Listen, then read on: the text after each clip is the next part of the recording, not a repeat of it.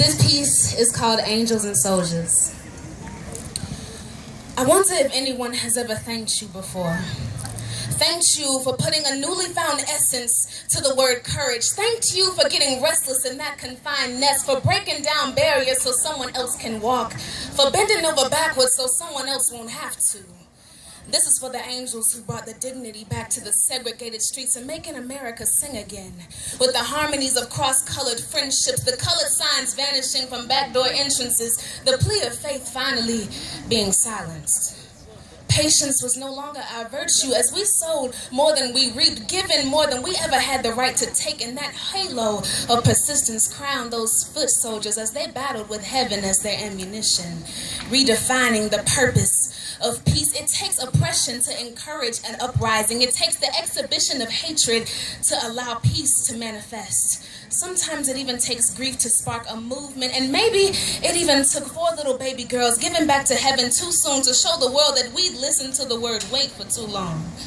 I wonder if anyone had thanked you, Addie, Carol, Cynthia, Denise, for being chosen for that final tide that pushed the nation to loose its chains. They stained your church dresses and your white slippers. And in return, you tainted the very foundation of segregation. And at that moment, the world watched you. I owe it to those angels and soldiers, to every person who held on to passion in the nation of indifference.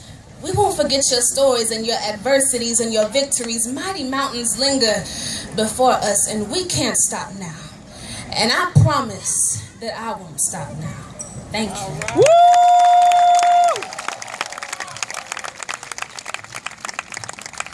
Hi, guys.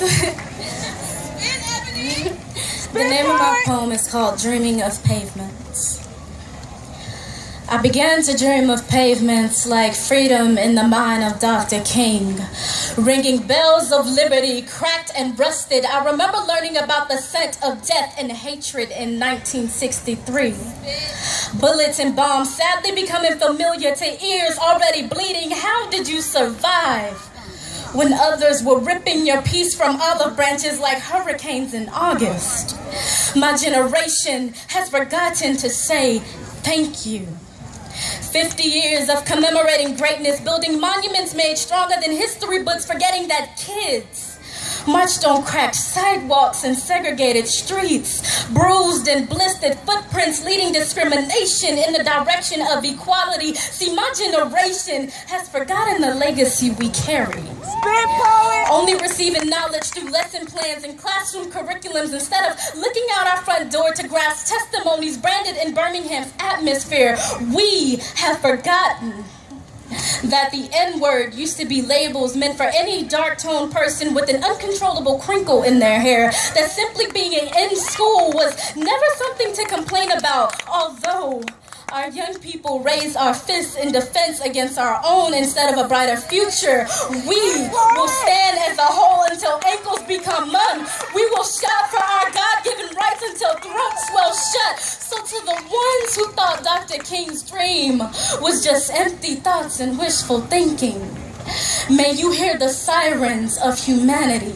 You cannot burn our voices like crosses at a KKK rally. Bite our pride in its core. Wash away our culture like polluted water. This movement is not over. We are mountains moving towards the horizon, crumbling twilight in the palm of our hands. We are freight trains breaking through walls of cement. We are ocean waves crashing on a sandy shore. Soon, these fire hoses will run dry and German shepherds will bow down in respect to us.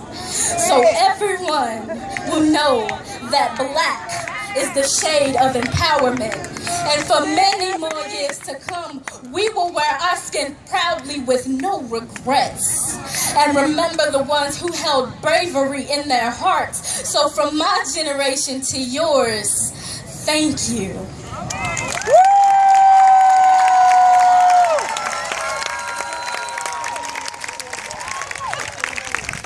Thank you guys so much for coming out and listening to us and giving us the chance to speak our truth to you all today. We just want to remind you guys, go visit our real life booth, because if you like a little bit of what we did today, there's a bunch more to come. Thank you.